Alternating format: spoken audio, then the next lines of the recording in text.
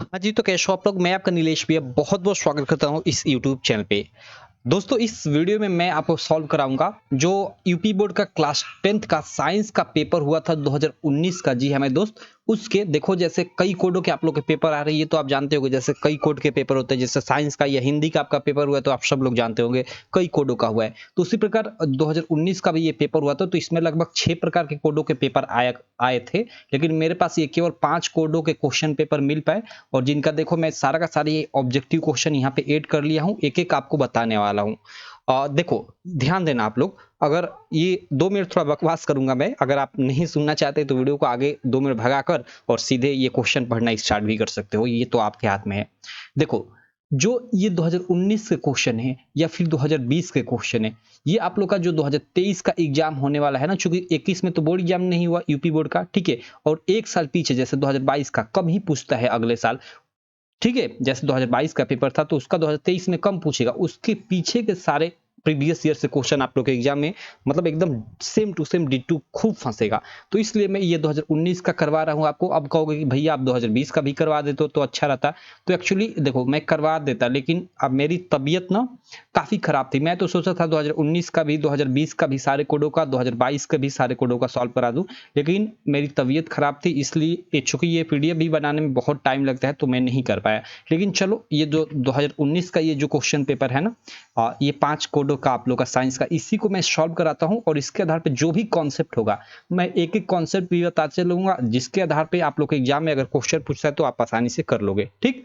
और आपसे एक और फेवर माँगूँगा यार। देखो, माफ़ करना, थोड़ी तबीयत खराब है, तो एक और फ़ेवर आपसे माँगूँगा ये कि आपके 10th में जो भी छोटे भाई हैं या आपके स्कूल के हो या आपके खुद के भाई हों, तो आप सबसे बोल देना यार कि आप इस चैनल से तैयारी कर सकते हो, क्योंकि 10 मार्च से आप लोग का एग्ज़ाम खत्म होगा। 10 या 15 मार्च से मैं नया बैच स्टार्ट कर दूँगा बोर्ड परीक्षा 2024 के लिए। क्लियर? एक और बात, ये मेरा नंबर लिख लो, 85 42 86 64 46, ठीक है? यहाँ देखो, ये 86 है, गलत नंबर मत लिखना। 85 42 86 64 46। जब आपका साइंस का पेपर होगा तो अच्छे से पीडीएफ बनाकर इस पे भेजना, पीडीएफ बनाकर भेजना, या फोटो भी खींचना, तो हर एक पेज का, एक-एक पेज का एकदम अच्छे से पूरा का पूरा फोटो खींचकर भेजना। क्लियर? चलो, अब हम लोग इस क्वेश्चन को सॉल्व करना शुरू करते हैं। इसको मैं इरेज कर लेता हूँ। देखो, जो फर्स्ट क्वेश्चन है आप स्क्रीन पे देख सकते हो, ये साइंस का 2019 का पेपर है, जिसका कोड है 824 बीपी। इसका हम लोग क्वेश्चन सॉल्व करते हैं। देखो, खंड क में पहले जैसे आप लोग का फिजिक्स से लगभग 4 क्वेश्चन पूछा करता था, तो चलो इसको हम लोग देख लेते हैं।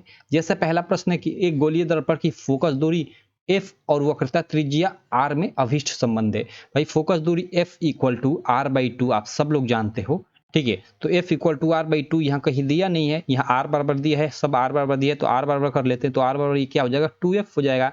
2f बराबर आर या आर बराबर 2f, आर बराबर 2f, ये देखो बी ऑप्शन दिया है, तो आपका ये बिल्कुल राइट ऑप्शन हो जाएगा बी, फर्स्ट क्वेश्चन का। क्लियर? चलो, अगला क्वेश्चन हम लोग सेकंड क्वेश्चन देख लेते हैं। सेकंड क्वेश्चन क्या हो गया? सेकंड क्वेश्चन की एक स्वस्थ मानव नेत्र के लिए स्पष्ट दृष्टि की न्यूनतम दूरी, भाई न्यूनतम दूरी तो 25 सेंटीमीटर होती है, और मैक्सिमम दूरी कितनी होती है? तो वो होती है अनंत, ठीक है? तो ये क्वेश्चन के लिए ये ऑप्शन सही है, और अगर अधिकतम पूछे तो उसके लिए अनंत हो जाएगी। क्लियर? न्यूनतम के लिए 25 सेंटीमीटर, अधिकतम के लिए अनंत। चलो, अगला देख लेते हैं। अगला है हम लोग का थर्ड नंबर क्वेश्चन कि 1 किलोवाट घंटा बराबर है। ये तो सीधे आपका याद करने वाला चीज है कि 1 किलोवाट घंटा किसके बराबर होता है। ये क्वेश्चन नंबर हम लोग का थर्ड है। तो देखो, जो 1 किलोवाट घंटा होता है वो 3.6 गुणे 10 घाते 6 जूल के बराबर होता है। तो 3.6 गुणे 10 घाते 6 जूल, देखो 4 3 5, ये गलत, ये सही आपका हो जाएगा। चलो, अगला हम लोग क्वेश्चन देख लेते हैं। अगला अगला है कि लघु पथन के समय परिपथ में विद्युत धारा का मान क्या होता है? बहुत अधिक बढ़ जाता है, बहुत कम हो जाता है, परिवर्तित नहीं होता, निरंतर परिवर्तित होता है। आप सीधे याद रखना, स्टेटमेंट बेस्ड क्वेश्चन, बहुत अधिक बढ़ जाता है, ठीक है? 4 का फर्स्ट ऑप्शन सही हो जाएगा।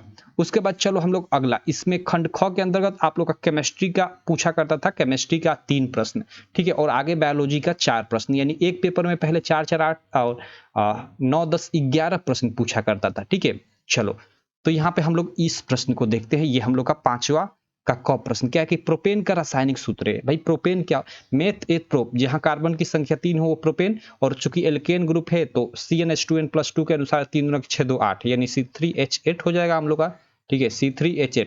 बाकी यहाँ कार्बन 3 जिसमें रहता है वही तो प्रोप होता है, तो यहाँ देखो कार्बन 1 है, कार्बन 4 है, कार्बन 2 है, तो ये सब गलत हो जाएंगे। इस तरह से भी आप पकड़ सकते हो, ये सही हो जाएगा आपका। चलो अगला है कि शुद्ध जल का पीएच मान भाई 7 होता है, कोई दिक्कत नहीं, शुद्ध जल का पीएच मान 7। आगे हम लोग चलते हैं। अगला हम लोग का लेड नाइट्रेट का सूत्र होता है। देखो लेड नाइट्रेट है, ठीक है, इसका रासायनिक सूत्र में पूछा है तो PbNO3 ट्वाइस, ठीक है, ये होता है बी वाला। क्लियर, ये नहीं होगा, ठीक है, नाइट्राइड ये नहीं होगा, ये नाइट्राइड हो जाएगा, नाइट्रेट हमें कहा है ये होगा। क्लियर, तो आप लोग का तीसरे का सेकंड ऑप्शन सही हो जाएगा। अब चलो हम लोग इसमें बायोलॉजी वाले, इस पेपर कोड के हम लोग बायोलॉजी वाले सेक्शन में चलते हैं। देखो यहाँ इसमें फर्स्ट प्रश्न क्या पूछा है आप लोग देख सकते हो। फर्स्ट प्रश्न है कि कोशिकीय प्रक्रमों में ऊर्जा मुद्रा है। ओके, ऊर्जा मुद्रा किसे कहा जाता है, माइटोकॉन्ड्रिया को या ग्लूकोज को या एटीपी को या पायरुवेट को, तो सही ऑप्शन है एटीपी। क्लियर, इसको ऊर्जा मुद्रा या सिक्का कहा जाता है। ठीक है, चलो, और ऊर्जा का केंद्र क्या होता है, तो ऊर्जा का केंद्र माइटोकॉन्ड्रिया को कहा जाता है, ये वाला। चलो आगे हम लोग चलते हैं। अगला है यहाँ पे देखो कि पादपों में जाइलम का कार्य होता है। देखो जाइलम जो होता है ये जल का संवहन करता है, ठीक है, किसका करता है, जल का संवहन करता है, ठीक है, और एक होता है फ्लोएम। फ्लोएम क्या करता है कि खाद्य पदार्थों का संवहन करता है, तो यहाँ जाइलम है तो जल का संवहन करेगा, और अगर यहीं पे आप लोग का फ्लोएम रहता है तो भोज्य पदार्थों का या खाद्य पदार्थों का संवहन करेगा। क्लियर, चलो क्वेश्चन के अनुसार ये बी ऑप्शन सही हो जाएगा। अगला हम लोग देख लेते हैं कि इंसुलिन नामक हार्मोन स्रावित होता है। ओके, इंसुलिन नामक जो हार्मोन है वो कहाँ स्रावित होता है, अमाशय में, यकृत से, वृको से या अग्न्याशय से। ये हम लोग का गौ नंबर प्रश्न है, तीसरा प्रश्न है। तो इसका हम लोग का सही ऑप्शन हो जाएगा ये अग्न्याशय। ठीक है, जो इंसुलिन नामक हार्मोन है वो अग्न्याशय से स्रावित होता है। चलो अगला हम लोग इसका चौथा प्रश्न देख लेते हैं बायोलॉजी का, और इस प्रकार हम लोगों ने इस कोड के 11 प्रश्नों को सॉल्व कर लिया। ये लास्ट प्रश्न है, क्या है कि निम्नलिखित में से, ठीक है, निम्नलिखित में कौन सा जीन प्रारूप शुद्ध गोल बीज को प्रकट करता है। ओके, शुद्ध गोल बीज, शुद्ध शुद्ध शुद्ध यानी कैपिटल आर और गोल मीन्स कैपिटल आर, सिंपल। ये आपका मेंडल के नियम में आपने इसको पढ़ा होगा। तो चलो ये आप लोग का हो जाएगा सही ऑप्शन। बाकी चलो हम लोग आगे चलते हैं। अगला हम लोग यहाँ पे देखो, यहाँ पे आंसर की मैं नहीं डाला हूँ, यहाँ ये मैं ऐसे बना लिया इसलिए ये सब बना लिया, ठीक है, कि चूंकि ऑफलाइन बच्चों के लिए इसमें आंसर की डाल कर देना पड़ता है, इसलिए ये सब मैंने बना लिया है। चलो कोई दिक्कत नहीं, आगे हम लोग चलते हैं। आगे हम लोग का ये हम लोग का देखो यहाँ पे ये हम लोग का साइंस का ये 824 बीओ कोड आ गया। चलो इस कोड के पेपर को हम लोग सॉल्व कर लेते हैं जो 2019 का है, खंड क का। इसमें देख सकते हो आप लोग प्रश्न। यहाँ पे पहला प्रश्न क्या है कि एक उत्तल दर्पण की फोकस दूरी 12 सेंटीमीटर है, दर्पण के उत्तल पृष्ठ की त्रिज्या, यानी वही वक्रता त्रिज्या का हमें मतलब मान पूछ रहा है। तो F इक्वल टू हम लोग का R/2, और यहाँ F का मान दिया है 12, और यहाँ से 2 इधर आएगा तो 12 2 बराबर R, यानी 12 दूनी का 24 बराबर R हो जाएगा, यानी R का मान आप लोग का कितना होगा 24 सेंटीमीटर। ये आप लोग का 24, ये वाला आपका ऑप्शन सही हो जाएगा। क्लियर, चलो अगला हम लोग क्वेश्चन देख लेते हैं। हम लोग का फर्स्ट का फोर्थ ऑप्शन सही हो गया।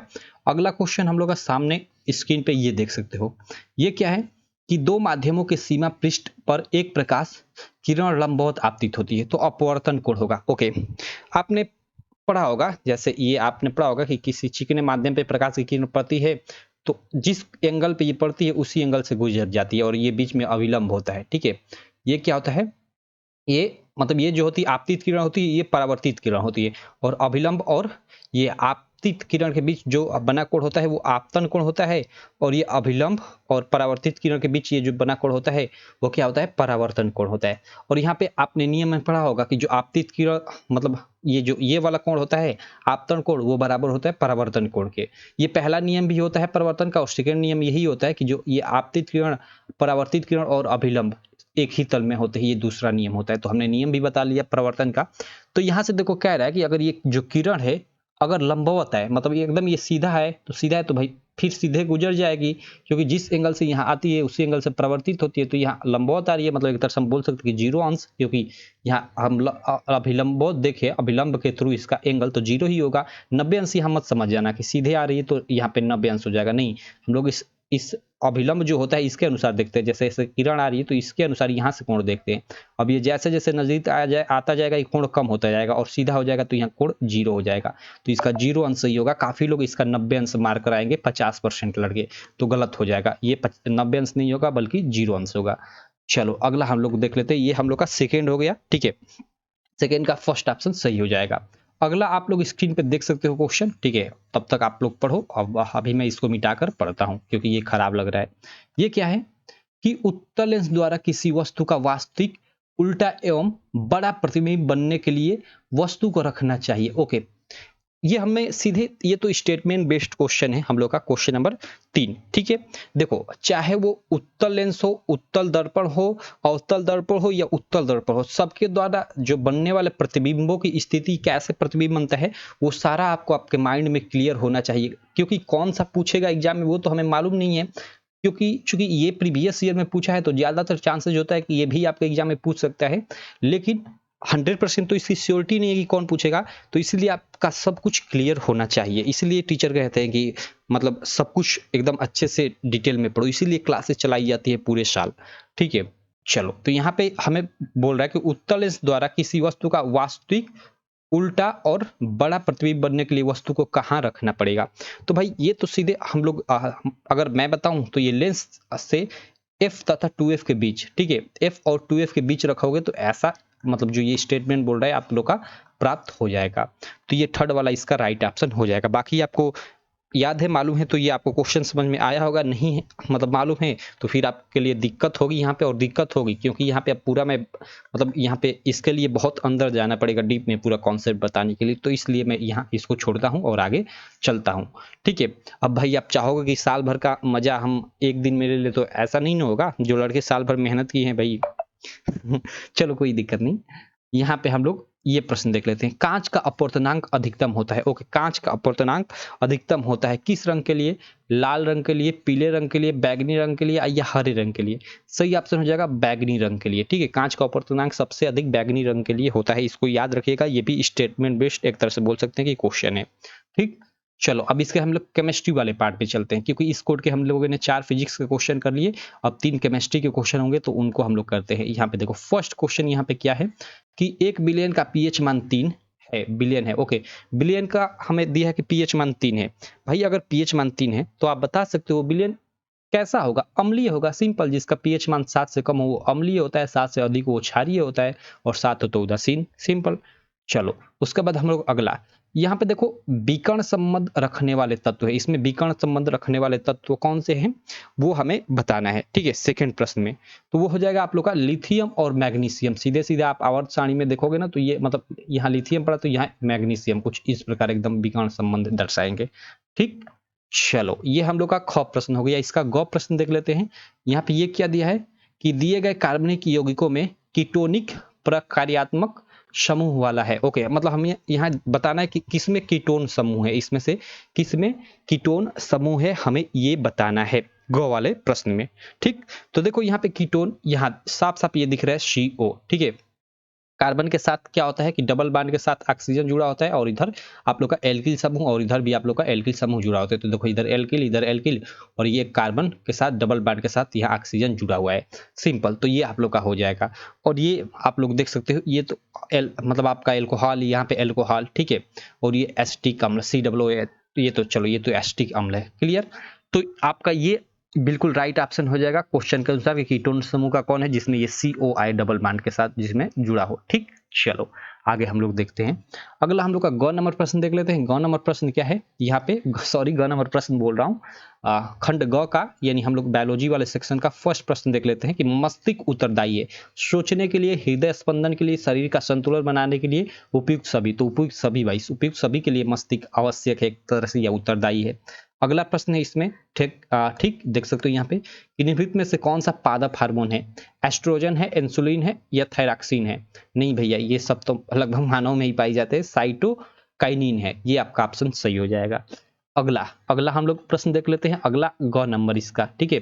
अलैंगिक जनन मुकुलन द्वारा होता है। ओके, यहाँ लड़के इसमें और इसमें कंफ्यूज होंगे, लेकिन सही ऑप्शन ईस्ट हो जाएगा। अलैंगिक जनन मुकुलन द्वारा किस में होता है? तो वो ईस्ट में होता है, न कि अमीबा में, ठीक। चलो आगे हम लोग देखते हैं। अगला हम लोग का यहाँ पे देखो, अगला प्रश्न है कि निम्नलिखित में से कौन सा या से पर्यावरण मैत्री यानी अनुकूल व्यवहार कहलाता है या कहलाते हैं। ओके, मतलब यह पर्यावरण से संबंधित ये क्वेश्चन पूछ दिया कि बाजार जाते समय खरीदे गए सामान को रखने के लिए कपड़े का थैला ले जाना ये पर्यावरण के अनुकूल है। तो एक तरह से कह सकते हैं कि हाँ अनुकूल है, कोई दिक्कत नहीं है कि बाजार जाते समय खरीदे गए सामान को रखने के लिए कपड़े के थैले उपयोग कर रहे हैं, न कि झिल्ली का। तो बोल सकते हैं कि हाँ है। लेकिन आगे के स्टेटमेंट पढ़ते हैं। अनावश्यक ऊर्जा खर्च बचाने के लिए लाइटों तथा पंखों का स्विच बंद करना, ये भी तो बिल्कुल, ये भी मतलब एक तरह से ठीक है। ये भी स्टेटमेंट तो हम लोग बोल सकते हैं कि ठीक ही है, कोई दिक्कत नहीं है। या वाहन के बजाय विद्यालय तक पैदल जाना, ये भी तो एक तरह से पर्यावरण के थ्रू ठीक ही है। तो उपयुक्त सभी हम लोग बोल सकते हैं भाई साहब, ठीक है, उपयुक्त सभी पर्यावरण मैत्री हैं। चलो अगला हम लोग देखते हैं। अगला इसके बाद पेपर कोड, ये हम लोग का पेपर कोड खत्म। अब हम लोग तीसरा जो पेपर है उसको सॉल्व करते हैं। 824 BNG का कोड है, 2019 का आप लोग का साइंस का पेपर है। इसका खंड क के हम लोग यानी 4 जो आप लोग के फिजिक्स वाले प्रश्न है उसको हम लोग देखते हैं। यहाँ पे देखो, यहाँ पे पहला इसमें प्रश्न है कि किसी वस्तु का अवतल दर्पण द्वारा बना प्रतिबिंब आभासी, सीधा तथा वस्तु से बड़ा पाया गया वस्तु की स्थिति होगी। ओके, देखो यहाँ पे किसी वस्तु का अवतल दर्पण, देखो सबसे पहले अवतल दर्पण द्वारा जो प्रतिबिंब प्राप्त हुआ वो क्या प्राप्त हुआ, आभासी प्राप्त हुआ, सीधा प्राप्त हुआ और वस्तु से बड़ा प्राप्त हुआ। तो इसके लिए सही ऑप्शन क्या है कि मतलब वो कहाँ स्थित होगा, ये हमें बताना है। क्लियर? चलो तो आप बता सकते हो बाकी कमेंट बॉक्स में इसका सही आंसर क्या होगा। अगर मैं बताऊं तो वो वक्रता केंद्र पर वक्रता केंद्र पर नहीं, दर्पण के ध्रुव और मुख्य फोकस के बीच होना चाहिए। ठीक है, कहाँ होना चाहिए, दर्पण के ध्रुव तथा मुख्य फोकस के बीच होना चाहिए। ये इसमें देखो, ये डी वाला यहाँ शायद ऑप्शन दिया है, ये देखो ये वाला ऑप्शन आपका राइट हो जाएगा। क्लियर? तो इस चीज को आप लोग याद रखना। याद किया ये यार, ये तो मैंने अभी बोल चुका हूँ कि आपको ये तो इसमें पूरा का पूरा जो फिगर बनता है सारे के सारे उत्तल दर्पण द्वारा या अवतल दर्पण द्वारा या अवतल लेंस द्वारा, ठीक है, या उत्तल लेंस द्वारा, सबके द्वारा वो फिगर आपके माइंड में होना चाहिए, क्योंकि इसमें कौन क्वेश्चन पूछेगा इसकी कोई गारंटी नहीं है। चलो अगला हम लोग क्वेश्चन देख लेते हैं। अगला यहाँ पे देख सकते हो ये वाला क्वेश्चन। ओके, ये वाला काफी मस्त क्वेश्चन है। चलो इसको हम लोग देखते हैं। यहाँ पे क्या है कि एक लेंस से 0.2 मीटर दूर रखी वस्तु के आभासी प्रतिबिंब का आवर्धनन 0.5 है। यह लेंस होगा। यहाँ पे ध्यान देना, हमें क्या दिया है, हमें लेंस से इतना मीटर पर दूरी एक वस्तु, यानी वस्तु की दूरी हमें दे दी, यानी यू का मान हमें दिया है क्या, 0.2 मीटर, और आवर्धनन हमें दिया है 0.5। आवर्धनन हमें एम क्या दिया है, 0.5। और ध्यान रखना कि यहाँ आभासी प्रतिबिंब बोल रहा है, आभासी प्रतिबिंब का आवर्धनन 0.5 है। ठीक है, अब देखो यहाँ पे हम लोग निकाल लेते हैं। चूंकि U दिया है, M दिया है, आप जानते हो कि आवर्धन M इक्वल टू क्या होता है, आप सब लोग जानते हो भाई, V बटे U होता है। ठीक है, क्या होता है, V बटे U होता है। तो यहाँ पे देखो ध्यान देना, यहाँ से हम लोग का V का मान चूंकि हम लोग का नहीं है तो V का मान हम उसी तरह दे देंगे। M का मान हमें 0.5 दिया तो 0.5, और U का मान 0.2 दिया तो बट्टे में 0.2, ये 5 दूना का 10, यानी 1। इसका V का मान कितना हो जाएगा, 1 हो जाएगा। यानी प्रतिबिंब हम लोग का प्रतिबिंब की दूरी 1 आ जाएगी, और चूंकि मीटर था ऊपर तो ये भी आप लोग का मीटर हो जाएगा। अब देखो यहाँ पे चूंकि प्रतिबिंब हमें साफ साफ यहाँ बोल दे कि आभासी था, तो आभासी था भाई, तो ये आभासी भाई उत्तल लेंस में भी होता है, अवतल लेंस में भी तो ये बनता है। तो यहाँ से हम कुछ नहीं डिसाइड कर सकते, लेकिन यहाँ से हमें देखो ऑप्शन में हमें फोकस दूरी में सब आंसर दिया, तो थोड़ा f का मान हम लोग ज्ञात करते हैं। तो लेंस के लिए आप जानते हो कि क्या होता है कि 1/f इक्वल टू क्या होता है आपका 1/, ठीक है, 1/f इक्वल टू आप लोग का क्या हो जाएगा, 1/ आप लोग का v माइनस 1/u हो जाएगा। तो देखो 1/v यानी 1/v का मान यहाँ पे 1 है, तो 1 हमने जो निकाला माइनस 1/u, u का मान यहाँ पे 0.2 है। तो 0.2 को हम लोग क्या लिख सकते हैं, 0.2 के ऊपर 1 है ये, तो 1, तो 0.2 ये मतलब हटाएंगे दशमलव तो ऊपर 10 से गुणा आ जाएगा, और 2 5 10 5 हो जाएगा। यानी इसके जगह हम लोग सीधे 5 रख लेते हैं, क्या दिक्कत, और 5/1 कर देते हैं, यानी 1/f इक्वल टू हम लोग कह सकते हैं। यहाँ देखो 1 है तो भाई कोई दिक्कत नहीं, ये हम लोग का -4 बच जाएगा, यानी 1/f इक्वल टू हम लोग का -4 होगा। तो यहाँ से f इक्वल टू क्या हो जाएगा आप लोग का 1/-1/4 हो जाएगा। ठीक है, और इससे भाग दोगे तो f इक्वल टू आप लोग का -0.25 आ जाएगा। अब देखो यहाँ माइनस, फोकस दूरी निगेटिव आ रही है। फोकस दूरी निगेटिव आने का मतलब कि ऐसा फोकस निगेटिव कब होता है, वो कि तो अवतल लेंस या अवतल दर्पण में होता है। तो यहाँ पे अवतल लेंस आपका बिल्कुल राइट ऑप्शन होगा, अवतल लेंस आपका बिल्कुल राइट ऑप्शन होगा। लेकिन यहाँ 0.1 मीटर तो गलत हो जाएगा, यहाँ पे हम लोग का 25 यानी वही 0.2 हो जाएगा। तो ये बिल्कुल आपका राइट ऑप्शन हो जाएगा। क्लियर। चलो आगे हम लोग चलते हैं, अगला क्वेश्चन देखते हैं। अगला क्वेश्चन है यहाँ पे ये कि स्वस्थ आंख के लिए दूर बिंदु होता है भाई, अनंत होगा ये। चलो अगला क्वेश्चन, अगला क्वेश्चन कि चंद्रमा से देखने पर आकाश दिखाई देता है भाई, 5वीं कक्षा से पढ़ते आ रहे हो, ठीक है। चलो काला। इसके बाद हम लोग अगला क्वेश्चन देख लेते हैं भाई साहब। इसके बाद हम लोग केमिस्ट्री के क्वेश्चन आ जाएंगे। आगे हम लोग देखते हैं ये केमिस्ट्री वाले। देखो यहाँ पे फर्स्ट प्रश्न इसमें क्या है, निम्नलिखित युग्म में कौन सा युग्म प्रतिस्थापनीय अभिक्रिया है। ओके, मतलब प्रतिस्थापित कर देगी। सोडियम क्लोराइड विलयन एवं कॉपर धातु का। तो भाई सोडियम तो ऊपर होता है, ठीक है, तो सोडियम के विलयन से कॉपर मतलब विस्थापित कर पाएगा नहीं, ये तो गलत हो जाएगा। मैग्नीशियम क्लोराइड MgCl से एल्युमिनियम की अभिक्रिया कराएंगे तो ये प्रतिस्थापी अभिक्रिया नहीं, इसमें तो भी आपका एल्युमिनियम ऊपर होता है Mg से, तो मैग्नीशियम क्लोराइड के विलयन से उसको विस्थापित Mg को नहीं कर पाएगा, तो ये विस्थापन अभिक्रिया एक तरह से नहीं होगी, ठीक है। प्रतिस्थापन अभिक्रिया वही बात हुआ। या फिर फेरस सल्फेट, ये भी नहीं होगा आप लोग का, ये भी नहीं होगा आप लोग का। हो जाएगा ऑप्शन ये सिल्वर नाइट्रेट विलयन एवं कॉपर धातु, ठीक है। कॉपर ऊपर होती है Ag से, तो ये विस्थापित कर देगी उसके विलयन से। क्लियर। चलो अगला इसमें हम लोग ये घ वाला प्रश्न देख लेते हैं। घ वाला नहीं, ख वाला। प्रोपेन का आणविक सूत्र C3H8 है, इसमें सहसंयोजी आबंध, देखो सहसंयोजी आबंध कह रहा है, काफी वेरी वेरी इंपॉर्टेंट क्वेश्चन, ठीक है। इस पे मैं एक कॉन्सेप्ट आपको बताता हूं, आप इस क्वेश्चन को याद किए होंगे, काफी सारे लड़के इस क्वेश्चन को याद किए होंगे, लेकिन इसका कॉन्सेप्ट क्या है, मतलब मैं गारंटी दे सकता हूँ कि 75% लड़कों को नहीं मालूम कि कैसे सहसंयोजी आबंध हम लोग निकालेंगे, ठीक है। सहसंयोजी आबंध क्या मतलब कि दो परमाणुओं के बीच मतलब जो इलेक्ट्रॉनों का आदान प्रदान होता है वही क्या होता है, सहसंयोजी आबंध एक तरह से होता है। तो देखो C3H, इसके लिए हम लोग की C3H8 की रचना बनानी पड़ेगी। तो देखो कार्बन कार्बन कार्बन, 3 कार्बन और H8 है, तो देखो इसके बीच एकल बंध H8, मतलब सबका जगह यहाँ पे पहले तो लगाओ, यहाँ पे देखो, ये देखो यहाँ पे आप H लगाओगे तभी तो एक तरह से ये संतुलित भी होगा एक तरह से। तो यहाँ देखो ये आप ये C3H8 का एक तरह से हम लोग का क्या हो गया, ये हम लोग का C3H8 का फिगर हो गया। अब यहाँ सहसंयोजी आबंध मतलब यहाँ से देखो एक इलेक्ट्रॉन का आदान प्रदान इससे यहाँ पे हुआ है, एक यहाँ पे हुआ है, और फिर इसमें एक हुआ है, मतलब यहाँ पे 4 हो गया इसके द्वारा। तो इसको गिन लेते हैं, ये 1 2 3 4 5 6 7 8 9 10, यानी 10 इलेक्ट्रॉनों का आपस में आदान प्रदान हुआ है, तो इसलिए सहसंयोजी आबंध इसमें कितना हो जाएगा, 10 हो जाएगा। क्लियर। तो अब आपसे कोई भी यहाँ पे दे दे फार्मूला, ठीक है, और उसमें पूछे कि कितने सहसंयोजी आबंध है, तो यहाँ आप C3H8 को देखकर नहीं, 3 और 8 को देखकर नहीं पहचानना है भाई साहब, ऐसे आप लोगों को फिगर उसका बनाकर और उसमें गिनना पड़ेगा, ये बॉन्डिंग गिनना पड़ेगा। क्लियर। जितना ये बॉन्ड रहेगा समझ जाओ कि उतना ही आप लोग का सहसंयोजी आबंध होगा। तो ये फर्स्ट वाला ऑप्शन सही हो गया। अब देखो, अब वो लड़का, मान लो वो लड़का मूर्ख ही होगा एकदम, जो अगर इसमें कोई दूसरा क्वेश्चन दे दिया जाए, ठीक है, तो न कर पाए।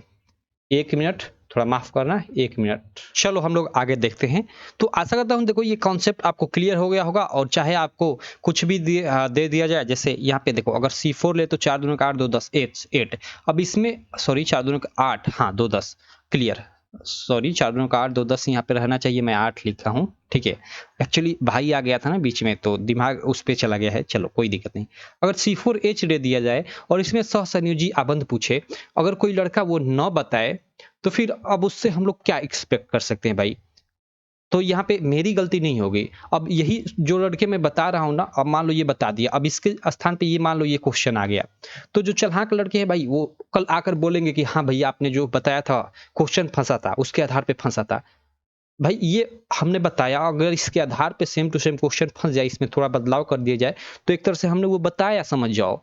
अब आप कहोगे कि एकदम ये यही फंसना चाहिए, ऑप्शन यही होना चाहिए, तो भाई ऐसे तो 20 में कितने फंसेंगे, 20 में 4-5 फंसेंगे ही ऐसे क्वेश्चन। अब कहोगे कि 20 के 20 ऐसे ही क्वेश्चन फंस जाए, तो ये तो गलत बात है। चलो अगला हम लोग देखते हैं। अगला यहाँ पे अगला क्वेश्चन क्या है आप लोग का, देखो ये तो आप लोग का NCERT क्वेश्चन है, शायद आप लोग का ये फर्स्ट ही चैप्टर है ना, हाँ फर्स्ट ही चैप्टर का शायद ऑब्जेक्टिव का फर्स्ट ही क्वेश्चन है एनसीईआरटी का। इसमें क्या है कि नीचे दी गई अभिक्रिया के संबंध में कौन सा कथन सही है, असत्य है हमें, ओके असत्य यहाँ पे कथन हमें बताना है कि कौन सा कथन असत्य है। देखो यहाँ पे ध्यान देना है, यहाँ पे सत्य नहीं असत्य, इसमें काफी मतलब गड़बड़ होती है। ये हम लोग का तीसरा प्रश्न है। तो चलो इसमें हम लोग देखते हैं। यहाँ पे कह रहा है कि पी, यहाँ पे एक ये अभिक्रिया दी हुई है और इसमें देखो कह रहा है कि सीसा अपचयित हो रहा है। सीसा क्या हो रहा है कि सीसा अपचयित हो रहा है, हमें ये बोल रहा है।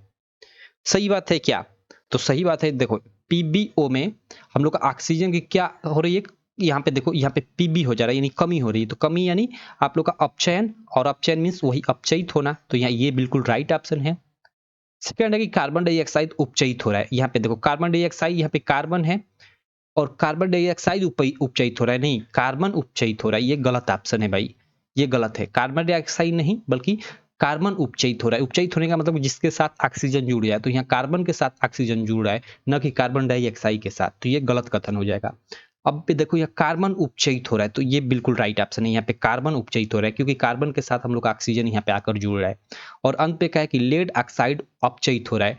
लेड ऑक्साइड अपचयित हो रहा है, लेड ऑक्साइड, ओके माफ करना, सीसा अपचयित हो रहा है, यहाँ पे ये गलत हो जाएगा। सीसा नहीं बल्कि लेड ऑक्साइड अपचयित हो रहा है, ये ऑप्शन सही है और ये कथन गलत है। इसमें केवल सीसा बोला है, तो ये आपका ये बहुत ही कंफ्यूजिंग है। तो ये आप लोग का देखो, ये फर्स्ट क्वेश्चन और सेकंड ये स्टेटमेंट क्या है, गलत है, और ये दो स्टेटमेंट आपके सही है नीचे वाले। और हमें गलत स्टेटमेंट छाटना था, तो ये आप लोग का फर्स्ट और सेकंड आप लोग के गलत स्टेटमेंट है। तो इसका जो सही ऑप्शन होगा ये फर्स्ट वाला होगा, ए और बी, क्योंकि ए और बी हम लोग के गलत स्टेटमेंट है। क्लियर? तो ये हम लोग का क्वेश्चन नंबर 3 था। चलो आई होप आपको ये क्लियर हो गया होगा। अब क्वेश्चन नंबर 3 के बाद हम लोग नीचे 4th नंबर देख लेते हैं। 4th नंबर नहीं है क्या, कहाँ गए भाई यार? ये 4th नंबर क्वेश्चन मैंने ऐड नहीं किया है क्या? चलो कोई दिक्कत नहीं, तो हम लोग आगे देखते हैं। ये हम लोग इसका आगे का प्रश्न देखते हैं। इसमें फर्स्ट प्रश्न है, क्या आप लोग देख सकते हो कि मनुष्य में ब्रिक एक तंत्र का भाग है जो संबंधित है। ओके, मनुष्य में जो ब्रिक है एक तंत्र का भाग है जो संबंधित है। किससे संबंधित है भाई, ये हमें बताना है। तो और ये यार हमने इसके बाद ये ओके केमिस्ट्री वाला ही क्वेश्चन था, ये हम लोग का केमिस्ट्री वाला ही क्वेश्चन था। चलो मैं सोचा कि ये फिजिक्स वाला कहाँ गया, फिजिक्स वाला तो हमने ऊपर ही कर लिया था। आगे हम लोग देखते हैं। यार ये बीच में ना जब कोई आ जाता है तो डिस्टरबेंस हो जाती है, कोई दिक्कत नहीं। चलो, मनुष्य में ब्रिक एक तंत्र का भाग है जो संबंधित है किससे? तो भाई ब्रिक उत्सर्जन से संबंधित है, ठीक है, एक तरह से किडनी, ठीक है, मूत्र निर्माण आप जाने ही होंगे, इसके बारे में आपको सब्जेक्टिव क्वेश्चन भी पढ़ना पड़ेगा। स्वपसी पोषण के लिए आवश्यक है, स्वपसी पोषण के लिए कार्बन डाइऑक्साइड भी आवश्यक है, जल भी आवश्यक है, क्लोरोफिल भी आवश्यक है जो पत्तियों में पाया जाता है, सूर्य का प्रकाश भी आवश्यक है। तो ये सभी, ये आपका बिल्कुल राइट ऑप्शन हो जाएगा। चलो अगला क्वेश्चन हम लोग देख लेते हैं। अगला क्वेश्चन क्या है कि निम्न में पादप हार्मोन है भाई साइटोकाइनिन, हमने ये शायद ऊपर ही देख लिया है ये प्रश्न। ओके, अगला प्रश्न है कि निम्न में आहार श्रृंखला का निर्माण करते हैं। ओके, आहार श्रृंखला घास गेहूं गलत, घास बकरी मानव बिल्कुल राइट, घास को बकरी खाएगी, बकरी को मानव खाएंगे। तो ये हम लोग का आहार श्रृंखला को प्रदर्शित कर रहा है। बाकी बकरी गाय गलत, घास मछली गलत। तो ये आप लोग का बी वाला ऑप्शन सही। चलो इसके बाद हम लोग अगला अगला हम लोग पेपर कोड देख लेते हैं। ये हम लोग का खत्म। अगला ये बीजे है। ओके, बीजे कर कर, शायद ये चौथा है कि पांचवा है, मुझे याद भी नहीं है। देखो यहाँ पे, यहाँ क्वेश्चन क्या है, एक यार एक मिनट, क्वेश्चन है कि 220 वोल्ट, यहाँ पे भी क्या है वोल्ट, और 100 वाट। ओके, यानी हमें विभवांतर का मान दिया है, विभवांतर जो भी है देखो विभवांतर को भी से डिनोट करते हैं और उसका मात्रक जो वोल्ट होता है उसको भी से डिनोट करते हैं। तो हम लोग का विभवांतर 200 वोल्ट दिया है यहाँ पे, और हमें शक्ति दिया है कि शक्ति कितनी है, यानी पावर है 100 वाट। उस बल्ब को क्या किया जाता है कि 100 वोल्ट पे, पहले तो 220 वोल्ट और 100 वाट का बल्ब है, तो उसको हम लोग 220 वोल्ट पे नहीं बल्कि हम लोग कितने पे, 100 वोल्ट पे क्या करते हैं कि उसमें मान लो धारा प्रवाहित करते हैं। तो कह रहे हैं कि उसकी शक्ति क्या होगी, उसकी पावर क्या होगा। ओके, मस्त क्वेश्चन है। तो देखो दोनों स्थितियों में, चाहे यहाँ पे स्थिति या फिर इस स्थिति, दोनों स्थितियों में प्रतिरोध तो समान ही रहेगा। भाई बल्ब वही है तो बल्ब का तो प्रतिरोध समान ही रहेगा। तो यहाँ से सबसे पहले तो हम लोग प्रतिरोध का मान ज्ञात कर लेंगे यहाँ से। तो देखो आपने एक फार्मूला पढ़ा होगा, P इक्वल टू क्या होता है, वी स्क्वायर अपन में R होता है। ठीक, तो यहाँ से R इक्वल टू क्या हो जाएगा, R इधर आएगा तो वी स्क्वायर अपन में P हो जाएगा।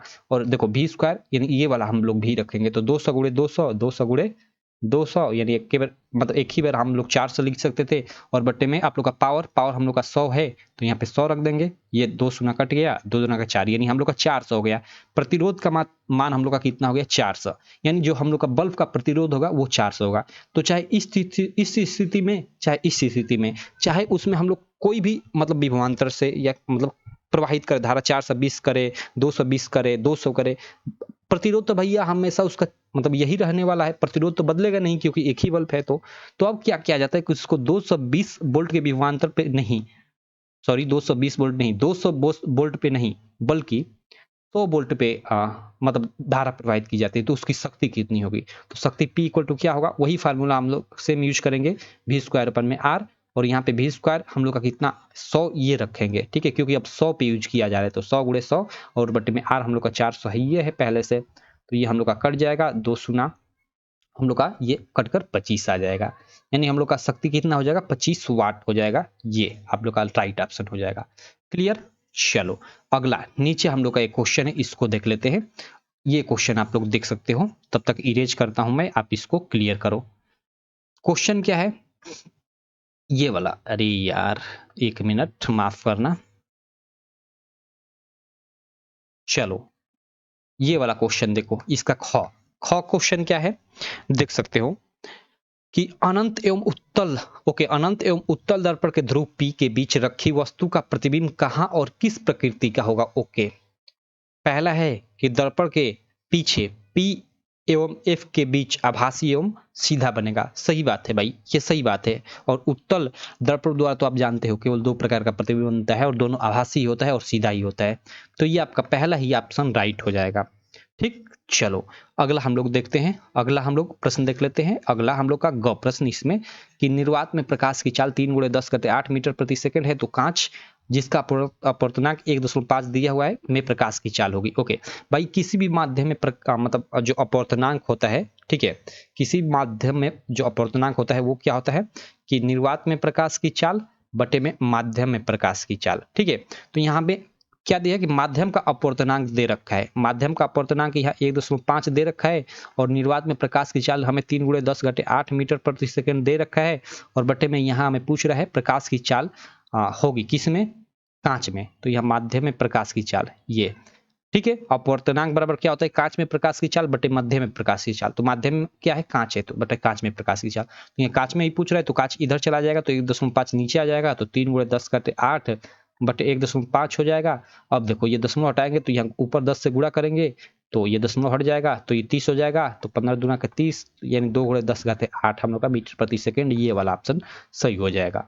चलो हम लोग का ये भी क्वेश्चन हो गया। अगला क्वेश्चन इसके बाद देख लेते हैं। ओके, ये आप लोग का इलेक्ट्रिसिटी का ये एक दिया है फिगर, इसमें हमें क्या बताना है कि ए और बी के बीच तुल्य प्रतिरोध बताना है। तो देखो यहाँ पे सबसे पहले तो यहाँ से आप लोग का देखो ये तार स्टार्ट हो रहा है, एक इधर जा रहा है एक इधर जा रहा है।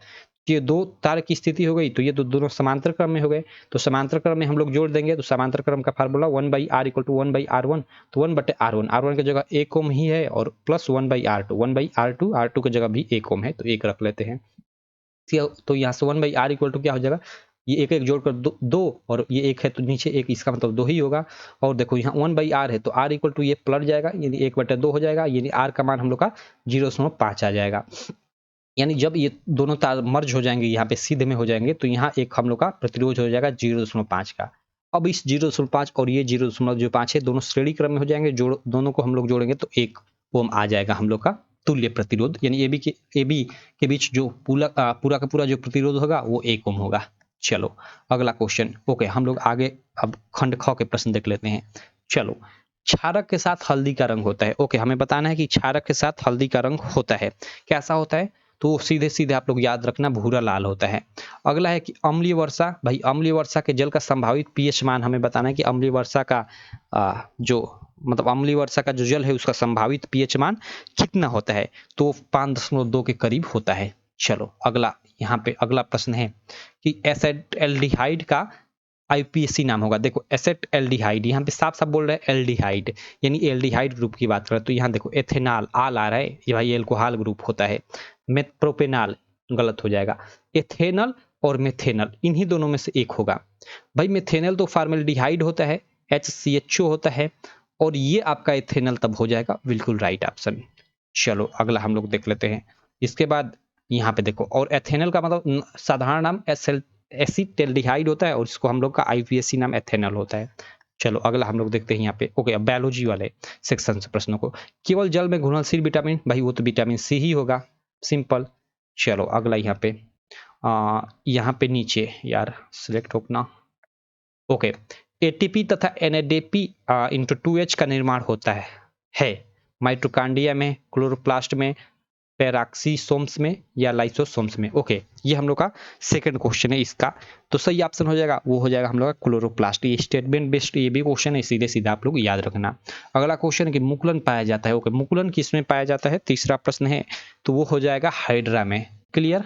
चलो अगला है कि न्यूक्लिक अम्ल। ओके, न्यूक्लिक अम्ल तथा प्रोटीन से बने होते हैं जीवाणु, क्लोरोप्लास्ट, विषाणु या प्रयांश। ये क्या होता है भाई, चलो कोई दिक्कत नहीं, तो ये इसका हम लोग का राइट ऑप्शन हो जाएगा विषाणु। ठीक है, ये वाला। चलो आगे हम लोग चलते हैं, अगला आगे के प्रश्नों को देखते हैं। ओके, इंड हो गया क्या यार, नहीं एक है, एक और कोड है बी के। ये देखो 824 बी के, शायद ये लास्ट है। चलो इसको हम लोग कर लेते हैं।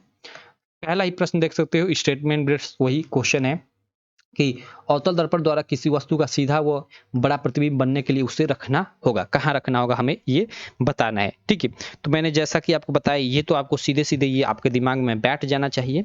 तो वो क्या है, अवतल दर्पण द्वारा किसी वस्तु का सीधा व बड़ा प्रतिबिंब बनाने के लिए उसे कहाँ रखना पड़ेगा, सीधा बनाना है और बड़ा बनाना है, तो वो तो दर्पण के ध्रुव P और उसके फोकस F के बीच ही होगा। ठीक है, ये आपका बिल्कुल राइट ऑप्शन हो जाएगा, ये वाला। ठीक है, देखो आपके दिमाग में अवतल दर्पण आया, तो अवतल दर्पण द्वारा जो मतलब 6 के 6 प्रकार के जो प्रतिबिंब बनते हैं 6 स्थितियों के लिए, वो आपके दिमाग में अगर रहेगा तो आप इस ऑप्शन में से आसानी से चूज कर लोगे, और दिमाग में नहीं है तो फिर आप कंफ्यूजन में ही जियोगे। चलो आगे हम लोग देखते हैं इसका ख प्रश्न। ख क्या है कि निकट दृष्टिदोष से पीड़ित एक व्यक्ति को यह दूर करने के लिए किस लेंस या दर्पण का उपयोग करना होगा। दर्पण का तो उपयोग करना नहीं होगा, लेंस का उपयोग करना होगा। और निकट दृष्टि दोष के लिए भाई साहब आप सब लोग जानते हो, ठीक है, क्या होता है कि अवतल लेंस का उपयोग किया जाता है, दूर दृष्टि दोष के लिए उत्तल लेंस का।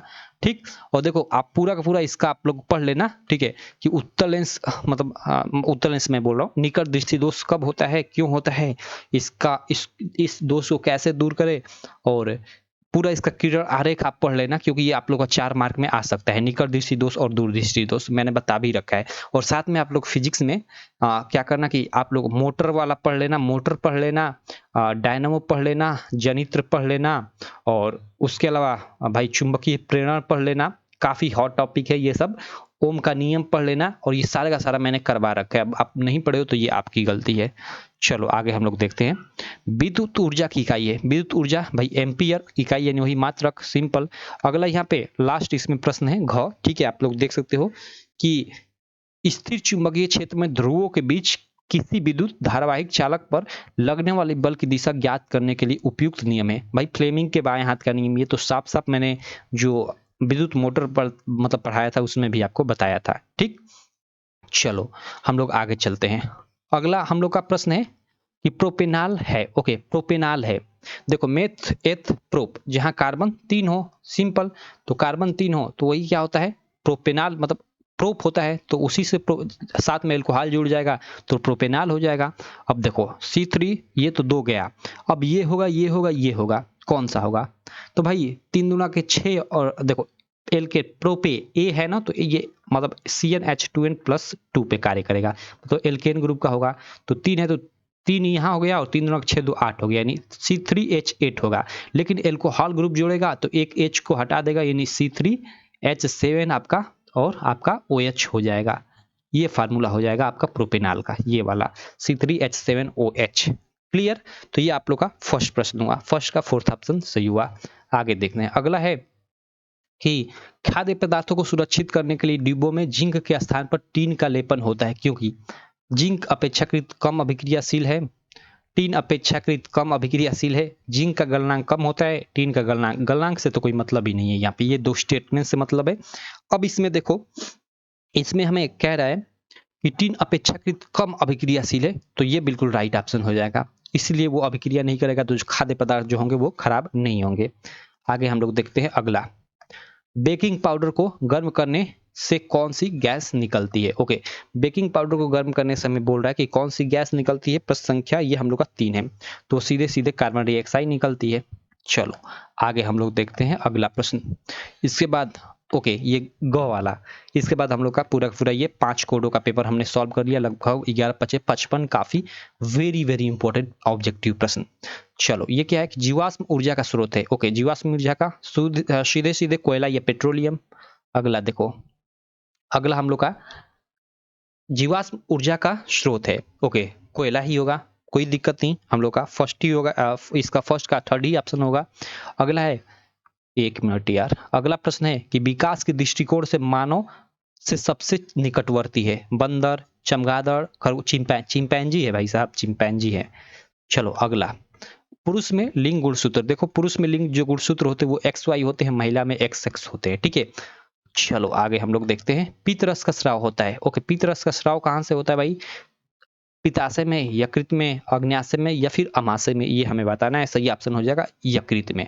क्लियर, तो ये हो गए हमारे पूरे के पूरे 55 इंपॉर्टेंट ऑब्जेक्टिव क्वेश्चन, ठीक है। बाकी अगर आपके पास है अगर सुविधा तो आप 2020 के क्वेश्चन को भी और 2022 के भी क्वेश्चन को कर लेना।